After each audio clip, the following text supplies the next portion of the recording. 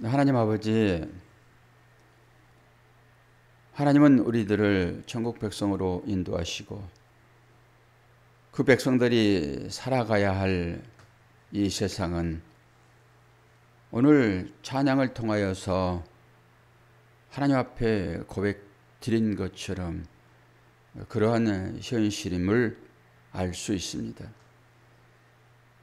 1절에서부터 시작되어지는 그 하나님을 향한 기도가 결국 하나님의 인도함 가운데 살고 있음을 마지막 고백으로 기도드리는 기도자의 그 기도가 오늘 새벽을 깨우는 우리들의 기도가 되기를 원합니다.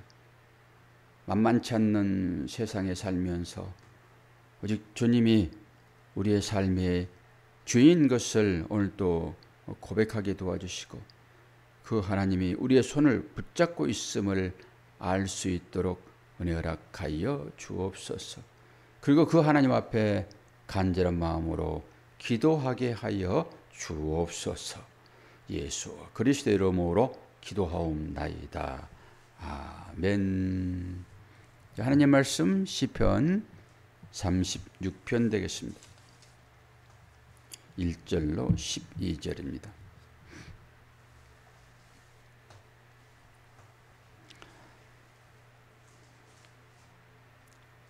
여호와의 종 다윗의 시 인도자를 따라 부르는 노래. 악인의 죄가 그의 마음속으로 이르기를 그의 눈에는 하나님을 두려워하는 빛이 없다 하니 그가 스스로 자랑하기를 자기의 죄악은 드러나지 아니하고 미워함을 받지도 아니하리라 함이로다. 그의 입에서 나오는 말은 죄악과 속임이라. 그는 지혜와 선행을 그쳤도다. 그는 그의 침상에서 죄악을 꾀하며 스스로 악한 길에 서고 악을 거절하지 아니하는도다. 여호와여, 주의 인자하심이 하늘에 있고 주의 진실하심이 공중에 사무쳤으며 주의 은은 하나님의 산들과 같고 주의 심판은 큰 바다와 같으니이다. 여호와여, 주는 사람과 짐승을 구하여 주시나이다. 하나님이여, 주의 인자하심이 어찌 그리 보배로우신지요. 사람들이 주의 날개 그늘 아래에 피하리이다. 그들이 주의 집에 있는 살찐 것으로 풍족할 것이라. 주께서 주의 복락의 강물을 마시게 하시리이다. 진실로 생명의 원천이 주께 있사오니 주의 빛 안에서 우리가 빛을 보리이다. 주를 아는 자들에게 주의 인자하심을 계속 베푸시며 마음이 정직한 자에게 주의 공의를 베푸소서. 교만한 자의 말이 내게 이르지 못하게 하시며 악인들의 손이 나를 쫓아내지 못하게 하소서. 악을 행하는 자들이 거기서 넘어졌으니 엎드러지고 다시 일어날 수 없으리이다. 아멘. 어제는 악인들에 대한 얘기를 쭉 하면서 악인들을 진멸하소서 이런 시인의 기도가 있었습니다. 그리고 그 악이라고 하는 것이 어떤 것인지를 우리는 병이 바로 그런 것이다 이렇게 얘기를 했습니다. 하나님의 말씀은 생기입니다. 하나님의 말씀을 듣게 되면은 사람들이 살아납니다. 그래서 우리는 그것을 중요하게 여기지요. 오늘 2절 말씀을 한번 보세요. 2절 말씀 뭐라고 얘기합니까? 그가 스스로 자랑하기를 자기의 죄악은 드러나지 아니하고 미워함은 받지도 아니하리라 함이로다. 이 악인들의 특징입니다. 악인들은 우리가 생각하는 그런 양심이 없어요. 그래서 악인들의 특징은 하나님이 나를 보지 못한다 이렇게 생각을 하는 것입니다. 그래서 이런 말씀이 주어지지요. 로마서 3장 18절을 보게 되면 이 말씀을 취하는 것인데요. 그들의 눈 앞에 하나님을 두려움이 없느니라 함과 같으니라. 우리 이 말씀입니다. 그들은 하나님을 두려워하지 않아요. 하나님이 없는 것처럼 생각을 합니다. 악인들의 특징이지요. 그리고 4절 한번 볼까요? 4절이 어떻게 말하고 있습니까? 그는 그의 침상에서 죄악을 꾀하며 스스로 악한 길에 서고 악을 거절하지 아니하였도다. 사람이 왜 망합니까? 악을 거절하지 못해서 망하는 것입니다. 우리의 영혼은 구원받을 거예요. 어떤 환경 가운데 있을지라도 우리의 영혼은 하나님의 언약에 의해서 구원받을 것이라고요. 그런데 우리의 삶이 왜 악한 자의 그 모양들이 나오고 있습니까? 악한 자의 모양이 왜 나오냐고요. 많은 사람들의 그 손짓을 왜 당하냐고요. 내 영이 잘못해서 그렇습니까? 그 영도 하나님께서 그를 구원할 터인데 우리의 육신 때문에 그렇습니다. 우리의 육신은 우리를 악한 길로 이끈다고요. 그래서 말씀이 주어지잖아요. 너희는 위의 것을 생각하라. 땅의 것을 생각하지 말아라. 위의 것을 추구하게 되면 땅의 것을 놓을 수 있습니다. 왜 우리가 여러 가지 질병 가운데 처하게 되고 또한 여러 가지 중독에 걸립니까? 육신 때문에 그렇습니다. 육신이 요구한 것을 거부해야 되거든요. 이게 약이기 때문에요. 내가 절제하지 못하고 그것을 수용하는 것입니다. 그래서 악하게 된 거예요. 오늘 또 뒤에 분 오셨는데 저분이 왜 저렇게 페인처럼 모든 사람 앞에서 저렇게 보여집니까? 그것은 육신의 정욕을 쫓는 거예요. 결국 여러 가지 것들로 중독이 되어 있죠. 그건 거부하지 않아서 그럽니다. 내 육신이 원하는 대로 살아버리면은 우리는 거기에 중독이 되어버리고 마는 것입니다. 음란한 것을 좋아하게 되면 거기에 중독이 되어지는 거고요. 술을 좋아하게 되면 술에 중독이 되어지는 것이고요. 담배를 좋아하면 담배 중독이 되어지는 것이고 또 운동을 좋아하면 운동에 중독이 되어지는 것입니다. 그것이 다 어떤 것들입니까? 육신적인 것입니다. 그래서 육신의 내 마음을 뺏겨버리는 거죠. 그걸 거부해야 되는 것입니다. 오늘 이 얘기가 그런 얘기예요. 악을 거부하지 않는 것입니다. 물론 자기의 의지의 결단도 필요하지만은 하나님의 특별하신 은혜가 필요하다고요. 저번 지난번에 그 술 좀 끊게 해달라고 제가 기도를 했잖아요. 그러면은 그 기도를 받게 되면은 본인의 어떤 마음이 달라져야 되는 거예요. 그런데 전혀 그렇지 않잖아요. 그런 거 보게 되면은. 오늘 제가 강하게 얘기를 해요. 이런 말씀들이 저분을 살리는 말씀이 되어지리라고 저는 생각을 합니다. 의인과 악인의 차이가 결국 우리의 눈에 어떻게 비춰지는지 그리고 그것이 나의 자유에 의해서 결정된다 해도 과언은 아닐 것이라고 생각이 되어지는 거예요. 사람의 눈에 또 하나님의 자녀처럼 행동이 우리한테 나와야 되고 하나님 보실 때도 마찬가지죠. 그리고 우리는 하나님의 어떤 은혜 가운데 살고 있는지가 7절에 나와 있습니다. 하나님의 자녀들은 이 하나님의 특별하신 보호함을 받는다라고 하는 거예요. 7절이 뭐라고 얘기하고 있습니까?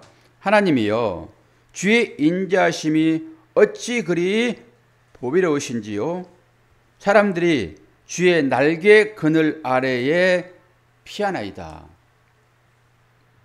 주의 날개 그늘 아래에, 여러분 잘 아시잖아요. 이스라엘 백성들이 출애굽할 때 하나님께서 그들을 어떻게 했다고 얘기합니까? 뭐 실제로 독수리가 그들을 찾아가 가지고 그 날개에 사람을 등에 업고 나릅니까? 이 영적인 측면이지요. 하나님의 힘을 상징하는 것입니다. 하나님의 도우심과 보호하심을 상징하는 것이죠. 날개는 그런 거지요. 우리 주위에서 날개를 찾아볼까요? 와, 저는요, 영상 요즘 올라오잖아요. 그런데 암탉이 병아리가 논일고 있는데 갑자기 위에서 쉥 하고 뭐가 날라왔는데죠. 그게 독수리입니다. 닭은 독수리의 밥이에요. 근데 어미는 다르더라고요. 그 병아리를 지키기 위하여 와, 독수리하고 싸우는데 독수리가 큰 독수리가 아니고 좀 작은 독수리 같아요. 독수리가 코너에 몰려버리더라고요. 그 뭘 얘기하지요? 자녀를 사랑하는 마음은 어미의 그 힘으로 작용한다 이런 거잖아요. 자기의 생명을 내걸고 그 새끼를 위하여 싸우는 것입니다. 아, 그랬더니 결국 독수리가 도망갔어요.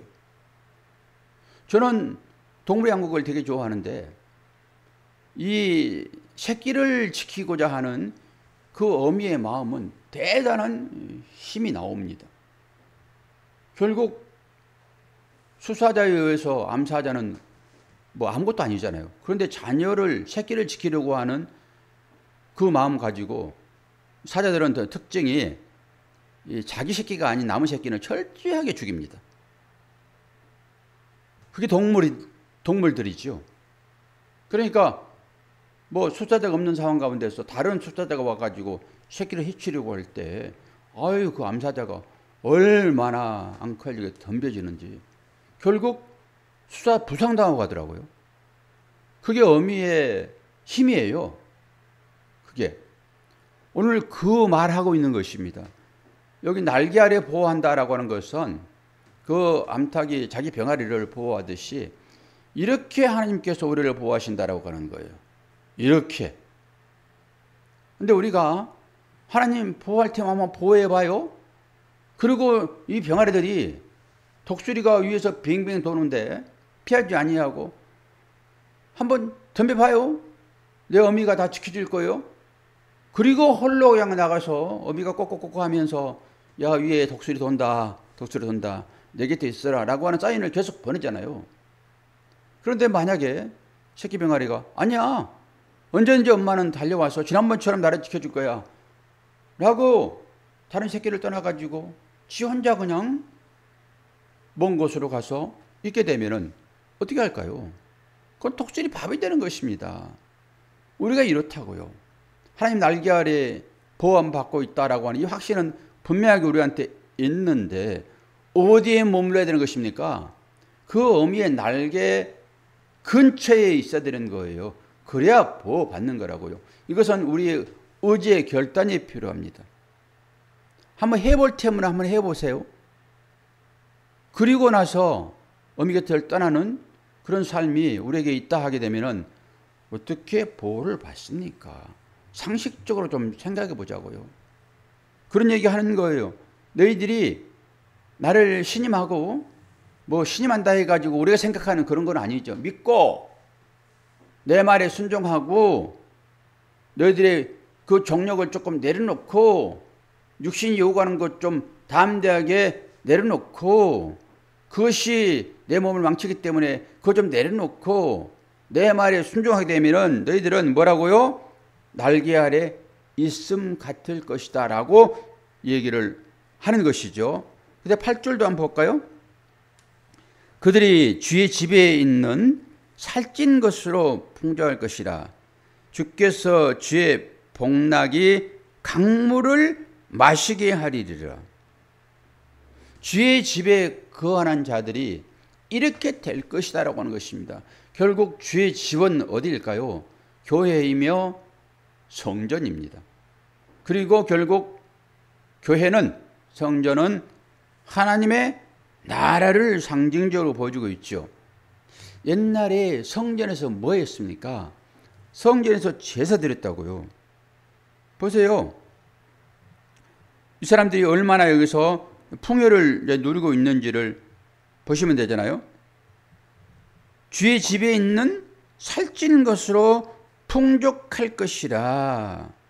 주께서 주의 복락의 강물을 마시게 하리라. 풍성함입니다. 풍성함. 그러니까 믿음은 우리가 다 잘 산다 이런 의미는 아니죠.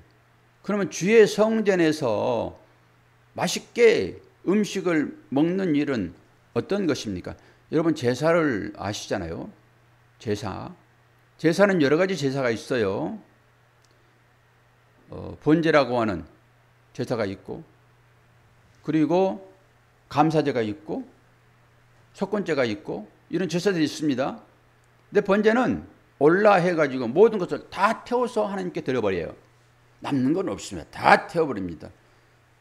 그런데 어떤 제사는 참여해가지고 먹습니다. 그 제물을. 어떤 제사인지 기억나십니까, 권사님? 감사제입니다. 감사제. 감사제 안에 하목제가 들어있어요. 감사제 안에. 거기에 소제도 들어있고. 그러니까 감사제는 중요한 부분만 하나님께 태워드리고 나머지 것들은 뭐 제사장이 앞다리 먹고 뭐 나머지 것들은 이제 함께 참여한 자들이 먹는단 말이에요. 그럼 언제 이걸 먹겠냐고요. 감사가 많을수록 풍성할 것이잖아요. 지금 그 얘기를 하고 있는 것입니다. 우리의 삶 가운데 하나님을 향하여 여러분 감사제로 나아가 보십시오. 이것이 물질적일 수도 있고 아니 영적일 수도 있어요. 우리는 이 물질의 풍요함을 통해서 뭘 봐야 됩니까? 하나님 나라의 풍성함을 보는 거지요. 그럼 뭐예요?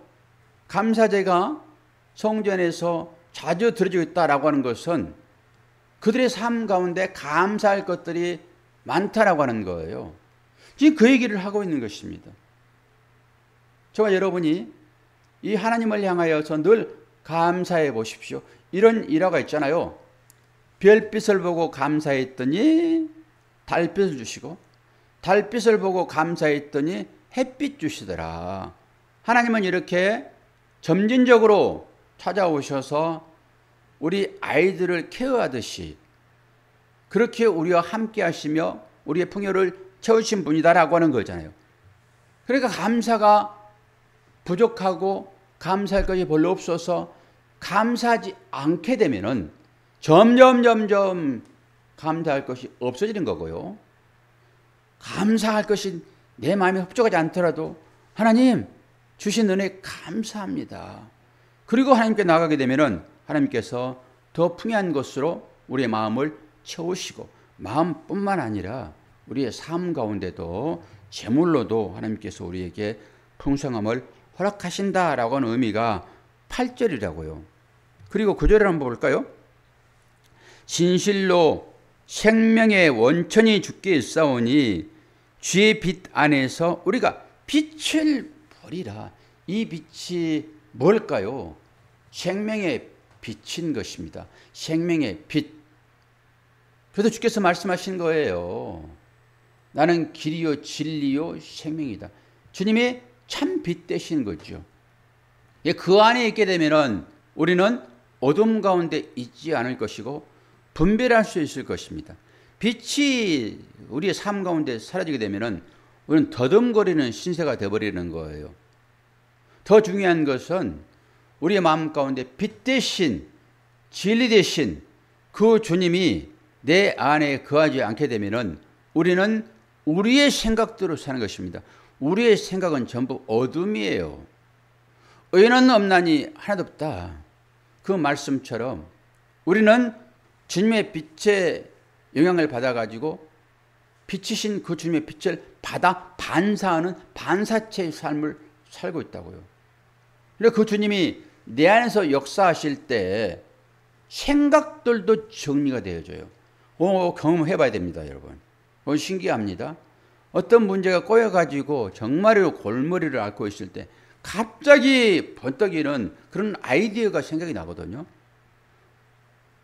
그게 어디서 오는 것입니까, 그게? 누가 줘주는 거예요? 그 전까지는 전혀 생각이 나지 않았는데 갑자기 생각나지는 것이에요. 성령이 하시는 일은 기억나게 하십니다. 그러면 이것이로구나라고 문제 해결점을 찾는 거예요. 그런 경험을 여러분 못 하십니까? 저는 문제가 꼬일 때마다 답답해가지고 그럴 때 어느 순간에 갑자기 아이디어가 확 떠올라가지고 문제를 해결하는 그런 일들을 자주 경험하거든요. 그분이 누구십니까? 그분이 빛의 신 예수 그리스도예요. 그분에 의해서 우리는 생명을 유지하고 있다라고 생각하십시오. 그 10절 마지막, 주를 아는 자들에게 주의 인자하심을 계속 베푸시며 마음이 정직한 자에게 주의 공의를 베푸소서. 지금도 베풀어 주고 있습니다. 여기서 하나님을 아는 자에게, 여기에 하나님을 아는 지식입니다.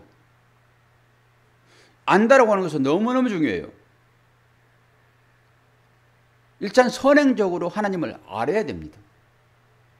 내 뱃속 내 이익만 챙기려고 공급하시는 그 하나님을 찾는 것이 아니라 본질적으로 하나님이 누구인지 아는 건 너무너무 중요해요. 이 알다라고 하는 단어를 쓰고 있는데 이건 야다. 알다, 이해하다, 그리고 알아채다, 인지하다, 경험하다, 관찰하다. 그래서 여러 가지 말씀 중에서 이 말씀이 쓰여지고 있는 구절을 한번 읽어드릴게요. 창세기 3장 7절, 이에 그들의 눈이 밝아져 자기들이 벗은 줄을 알고 무화과나무 잎을 엮어 치마로 삼았더라. 여기서 안다라고 하는 것입니다. 거기에서 호시아서 5장 3절에 보면은 에브라임은 내가 알고 이스라엘은 내게 숨기지 못하나니 에브라임아 이제 내가 음행하였고 이스라엘이 더러워졌느니라. 그리고 창세기 4장 1절, 저는 이 말씀을 되게 좋아해요. 아담이 그의 아내 하와 동침함에 하가 임신하여 가인을 낳고 이르되 내가 여호와로 말미암아 득남하였다 하리라. 여기에서 동침함에 이 단어가 똑같이 야다라는 단어를 씁니다. 안다라고 하는 것입니다. 하나님을 어떻게 알아야 됩니까? 저는 이 말씀이 제일로 중요해요. 물론 이해하고 하나님에 대하여 인식하고 이거 중요한 거예요. 근데 어떻게 아는 것이 바르게 아는 것입니까? 하나님 안으로 들어가 버리는 것입니다. 우리가 하나님 안으로 들어가는 거예요. 그게 맞는데 결국은 그 식탁 공동체 안으로 우리가 들어가야 될 것이지만은 지금 이 시점에서 육을 입고 있는 이 시점에서 우리는 이 반대로 생각하잖아요. 어떻게 해요? 하나님이 우리 가운데로 들어오신다고요.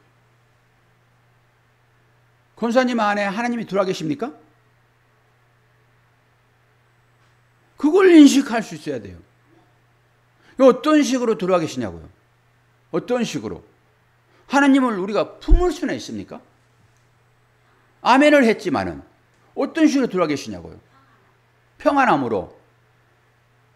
뭐가 평안이요? 항상 평안하십니까? 거짓말하지 마세요. 항상 평안이 어디 있고 항상 기쁜 게 어디 있습니까? 그건 그렇게 원하는 거죠. 그건 내가 원하는 거죠. 네 진짜 평안하니 하고 한번 찾아오셔가지고 나 없이도 평안해 볼래? 라고 하나님 떠나게 되면 당장 평안 깨지는 거예요. 그래서 하나님이 내 안에 들어오셔서 평안하다. 좋은 말씀이세요. 근데 어떻게 하나님이 내 안에 들어오셨냐라고 할 때 평안만 가지고 말할 수 없고 우리는 진짜로 성경에서 말하는 것을 가지고 증명해야 되는데 요한복음 1장 아닙니까? 태초에 하나님이 계시니라. 그 하나님이 말씀과 함께 있었고 말씀은 곧 누구라고요? 하나님인데 그분이 예수라. 그 말씀이 나에게 들어와 있으므로 그 말씀이 예수이고 예수가 하나님이니까 그 하나님이 나에게 들어와 계셔서 그 말씀이 나를 장악하여 인도하신다. 이 정도는 얘기를 해야지. 하나님이 어떻게 들어왔냐고. 편한 걸 내가 하니까. 근거가 너무 희박합니다. 말씀이 내 안에 들어오셨잖아요. 그 말씀이 예수라고요. 그 예수가 하나님이시고 이 정도는 우리가 얘기를 할 수 있어야지 상대방을 설득하죠. 아니 찾아와가지고 도둑이 가진 거 대내라 그리고 칼 들이대면서 말 안 들으니까 손가락 하나 자르는데 평안이 어디 있어요? 금방 날아가 버리지. 가짜 평안이에요, 그것은. 그러니까 하나님의 말씀이 내 안에 들어오셔서 나를 평안케 하신다라는 답을 해야지만이 그게 맞는 얘기지. 그래서 하나님을 아는 지식이 너무너무 중요해요. 근데 하나님은 지금 어떻게 우리 가운데 역사하시냐라고 할 때 두 가지로 역사해요. 모든 하나님께서 만드신 창조물에 하나님의 신성이 깃들어 있다고요. 그래서 그 창조물을 통해 가지고 우리는 하나님을 보는 것입니다. 그 노력이 필요해요, 우리한테. 하나님께서 우리에게 뭘 말씀하고 있는지, 계시는지 그 말씀에 순종하려고 하는 우리니까 모든 피조물을 통해서, 환경을 통해서 우리에게 말씀하실 때 그 가운데서 하나님의 마음을 읽고자 하는 그 마음 계속 주어지고 있잖아요. 햇빛을 통해서 공급하시고 바람을 통해서 공급하시고 환경을 통해서 계속 우리에게 공급하신다고요. 어떤 마음을? 평안한 마음을. 당장 내 앞에서 지진이 일어나봐요. 어디 평안이 떠나갑니까? 평안이 있습니까? 그런 것들이 다 지금 없기 때문에 평안한 거잖아요. 그건 뭐예요? 내가 너와 함께하고 너를 지킨다라고 하는 거잖아요, 지금. 그리고 또 어디에서 오늘 하나님을 인식할 수 있습니까? 하나님께서 어디에서 공급하십니까? 예배입니다. 그래서 우리는 삶에서 하나님을 느끼고 예배 가운데서 우리에게 찾아오셔서 말씀하시는 그 하나님을 느끼는 것입니다. 생기가 계속 그런 방법으로 우리에게 부어지고 있다고요. 한순간이라도 우리에게 생기가 부어지지 않으면 우리 코에서 호흡이 끊어지면 바로 사망이듯이 영적인 측면에서 하나님께서 자연을 통해서 우리에게 계속 당신의 생기를 부으시고 그리고 특히 예배를 통해서 당신의 호흡을 우리한테 부으신다고요. 그래서 생기가 끊기지 않고 우리 영혼이 평안 가운데 살아가고 있는 것입니다. 오늘 그 얘기를 하는 거예요. 오늘 시편 36편을 통해 가지고 말씀의 제목을 어떻게 했습니까? 하나님의 풍성한 자비하심. 이걸 여러분이 찬양한다 하게 되면은 오늘 이 말씀이 여러분들에게 아마 생기가 되어질 것이고 이 삶이, 이 말씀이 여러분을 인도하실 것입니다. 그리고 날씨가 조금은 포근해졌어요. 금방 가을이 또 돌아올 것이고 아주 우리가 경험하지 못한 그 추위가 또 우리의 살을 얼게 할 것입니다. 지금 좀 더울 때 그 추위를 생각하면은 더위도 조금 있지 않겠습니까? 여러분 오늘 또 평안한 하루가 되시기를 바랍니다. 자, 기도하겠습니다. 좋으신 아버지 하나님, 아버지의 사랑과 은혜를 감사합니다. 오늘 또 은혜 중에 우리를 부르셨사오니 아버지 하나님 이 말씀으로 양식 삼아 살게 도와주시고 늘 하나님의 날개 아래 보호하신다라고 하는 오늘 이 말씀을 우리의 마음에 새기면서 어떤 환경과 처지에 있을지라도 하나님께서 택하신 자녀들은 곧 구원하신다라고 하는 이 말씀에 안정감을 누리게 도와주시고 때로 힘들고 어려운 삶이 있을지라도 하나님의 도우심을 구하는 기도자의 삶이 새벽을 깨우는 자의 삶이 될 수 있도록 은혜 허락하여 주옵소서.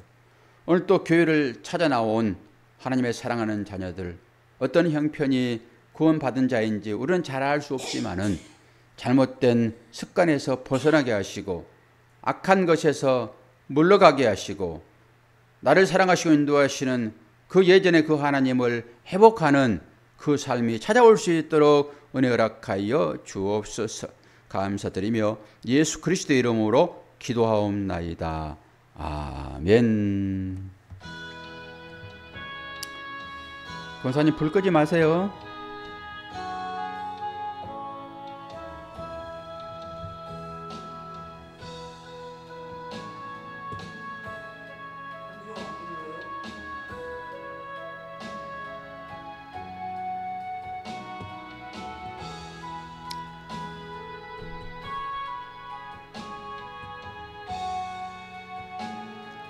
아저씨도 기도하고 가세요.